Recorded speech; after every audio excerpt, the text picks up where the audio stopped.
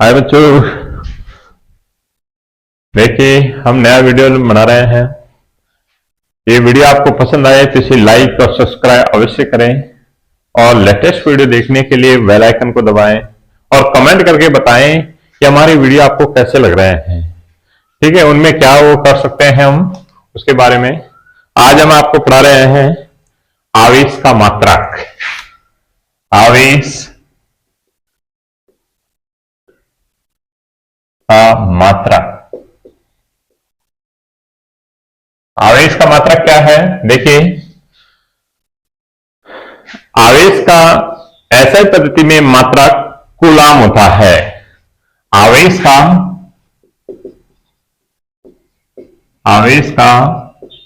ऐसा पद्धति में मात्रक क्या है? Coulomb.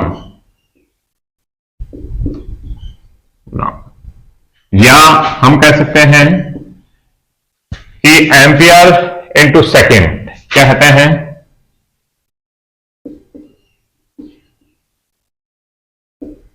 Ampere into second.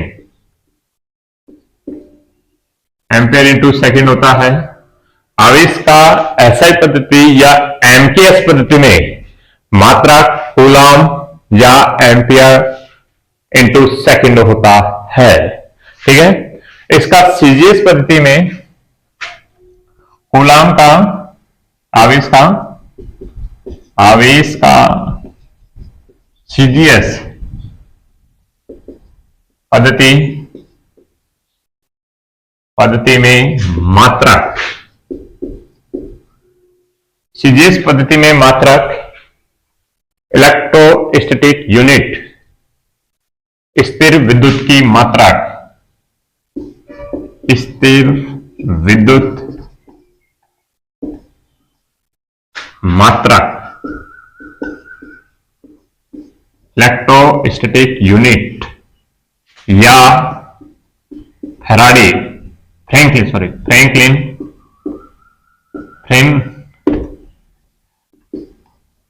Franklin होता है। सीजीएस पद्धति में मात्रक स्थिर विद्युत मात्रक या फ्रैंकलिन होता है। यह आवेश का सबसे छोटा मात्रक है। यह आवेश का क्या है? सबसे छोटा मात्रक है। सीजीएस पद्धति में ही एक मात्रक होता है विद्युत चुंबकीय मात्रक। सीजीएस पद्धति में क्या होता है? एक और मात्रक, अन्य मात्रक है यह है विद्युत चुंबकीय मात्रक। विद्युत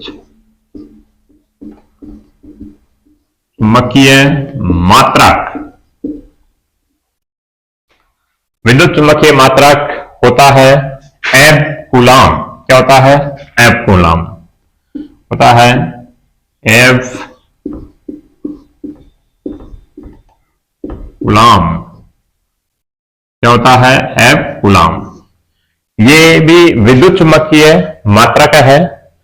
सीजीएस पद्धति में ही विद्युत चुंबकीय मात्रक क्या है? एफ कूलाम है। इनमें देखिए एक संबंध भी है इनमें कि एक कूलाम बराबर से हमारे पास होता है 3 × 10⁹ इलेक्ट्रोस्टैटिक यूनिट, या हम कह सकते हैं 3 × 10⁹ फ्रैंकलिन। FR क्या है? फ्रैंकलिन।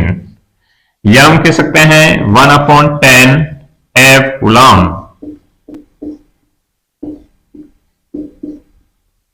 F कूलाम, ये एक संबंध है जिसे आपको याद रखना है। ठीक है, एक कूलाम बराबर 3 × 10⁸ इलेक्ट्रोस्टैटिक यूनिट या 3 × 10⁸ फ्रैंकलिन, या हम कह सकते हैं 1/10 F कूलाम कहते हैं। कूलाम का सबसे बड़ा मात्रक, आवेश का सबसे बड़ा मात्रक, सबसे बड़ा मात्रक क्या होता है? फैराडे होता है। फैराडे क्या होता है? फैराडे। एक कूलम बराबर से 96,500 फैराडे। सॉरी, एक फैराडे सबसे बड़ा मात्रक फैराडे होता है। एक फैराडे बराबर से एफ ऑफ फैराडे। एक फैराडे बराबर से 96,500 कूलम होते हैं। याद रखना है, एक फैराडे बराबर से 96,500 कूलम होता है। यह आवेश का सबसे बड़ा मात्रक है। उसके बाद में हम आपको बताते हैं कि कूलम का नियम क्या है, उसके बारे में आपको देखिए। अगला टॉपिक है कूलम का नियम। क्या है कूलम का नियम?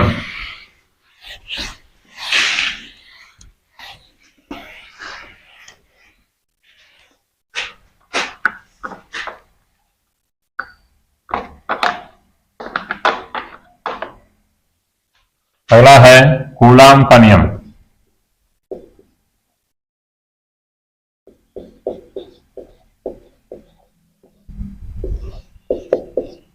कूलम का नियम क्या है?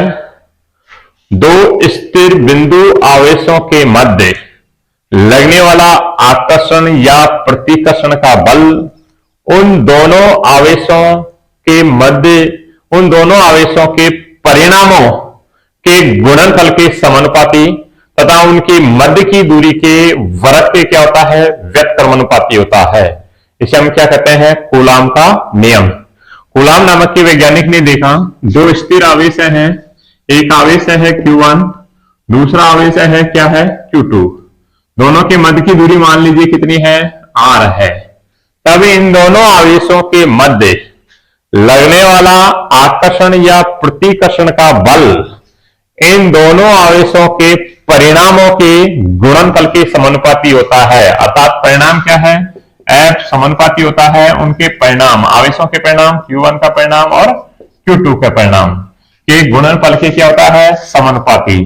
तथा उनके मध्य, इनके मध्य की दूरी क्या है? R। उनके मध्य की दूरी के वर्ग के व्युत्क्रमानुपाती होता है, अर्थात 1/r का स्क्वायर। इस समीकरण नंबर 2। कूलम के अनुसार देखिए, कूलम ने क्या है? दो स्थिर आवेश हैं, उनके मध्य लगने वाला आकर्षण या प्रतिकर्षण के बल के बारे में परिकल्पना दी। वो इस प्रकार है कि दो स्थिर बिंदुवत आवेशों के मध्य लगने वाला आकर्षण या प्रतिकर्षण का बल उन दोनों आवेशों के परिणामों के गुणनफल के समानुपाती होता है तथा उनके मध्य की दूरी के वर्ग के क्या होता है? व्युत्क्रमानुपाती होता है। इसे हम कूलम का नियम कहते हैं। तो देखिए आगे समीकरण 1 और 2 से, समीकरण 1 व 2 से हम क्या कर सकते हैं कि F प्रोपोर्शनल है Q1 Q2 अपॉन R का स्क्वायर, या हम कह सकते हैं F बराबर से एक स्थिरांक ले लिया K Q1 Q2 upon R का स्क्वायर, जहां K एक नियतांक है। क्या है? कांस्टेंट।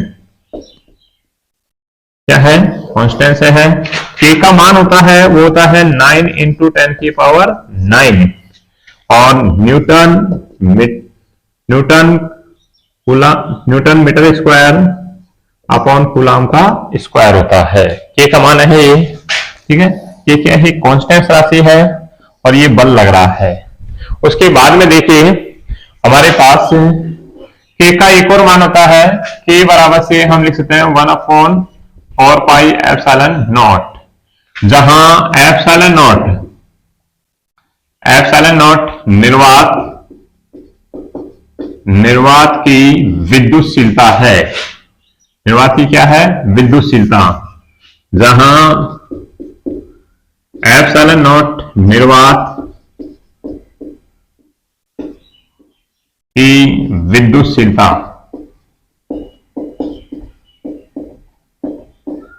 विद्युतशीलता है।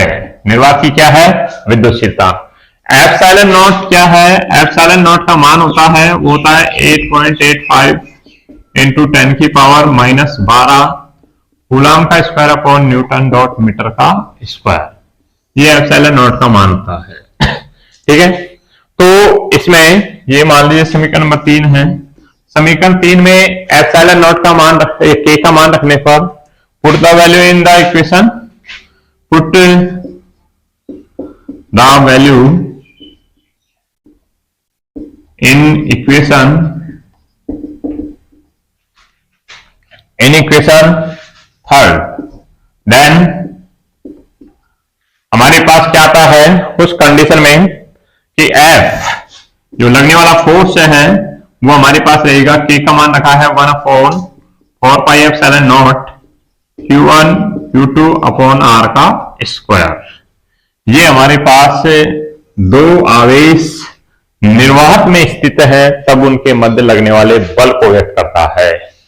एप्सिलॉन नॉट क्या है? निर्वात की विद्युतशीलता है। ठीक है, जब दोनों आवेश किसी माध्यम में है, जब आवेश किसी माध्यम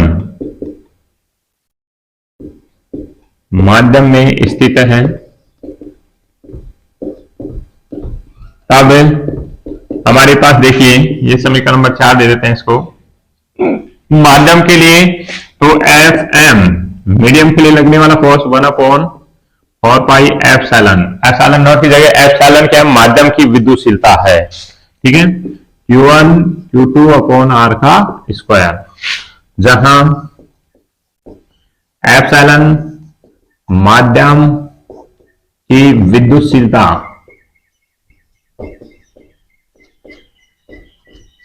है। एप्सिलॉन क्या है? माध्यम की विद्युतशीलता है। इस प्रकार हमें एप्सिलॉन एम क्या है? माध्यम की विद्युतशीलता।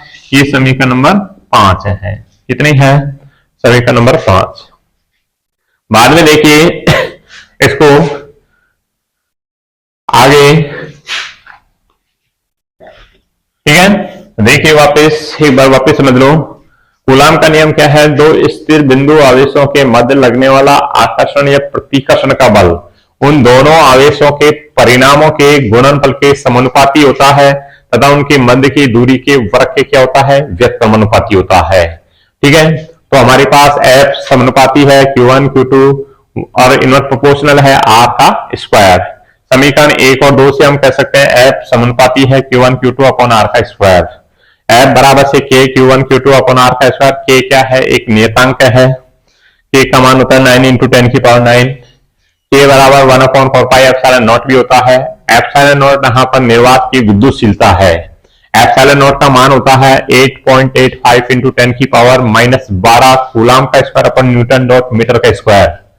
Put the value in the equation third में, देन हम इक्वेशन थर्ड में एप्सिलॉन नॉट का मान रखते हैं, पुट करते हैं तो हमारे पास देखते हैं F बराबर से 1/4πε0 Q1 Q2 अपॉन R का स्क्वायर।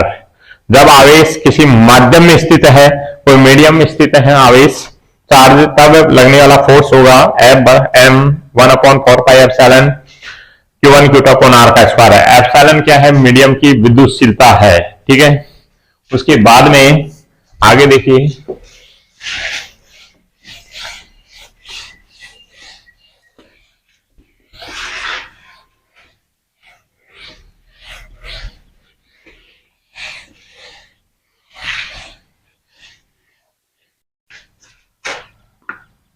अगर इसको सदिश रूप में व्यक्त करते हैं तो सदिश रूप में देखिए, सदिश रूप में बल क्या रहेगा हमारे पास? हमारे पास बल था F बराबर से हमारे पास 1/4πε0 Q1 Q2 अपॉन R का स्क्वायर और R कैफ, जहां R कैफ एकांक सदिश है। एकांक सदिश क्या है? एकांक सदिश। एकांक सदिश R कैफ बराबर होता है R सदिश बटा R का परिणाम। अगर हम ये मान रखते हैं तो उस कंडीशन में हमारे पास रहता है, वो देखिए वो क्या रहता है, तो हमें मान रखते हैं तो हमारे पास देखिए उस कंडीशन में क्या रहता है कि एफ सदिश रूप में हम लिखेंगे 1/4πε0 Q1 Q2 अपॉन, इसको लिख सकते हैं आर का क्यूब और आर सदिश, तो ये आर का क्यूब है। इस कंडीशन में हम इस रूप में भी लिख सकते हैं। ये इसका क्या है, सदिश रूप है। क्या है इसका, सदिश रूप है। उसके बाद में देखिए ये हमारे पास समीकरण नंबर 6, ये सदिश रूप को व्यक्त करता है। समीकरण 6 दो आवेशों के मध्य लगने वाले बल के सदिश रूप को व्यक्त करता है। ठीक है, धन्यवाद। आज के लिए इतना ही। और अभी तक हमारे चैनल को लाइक और सब्सक्राइब नहीं किया है तो लाइक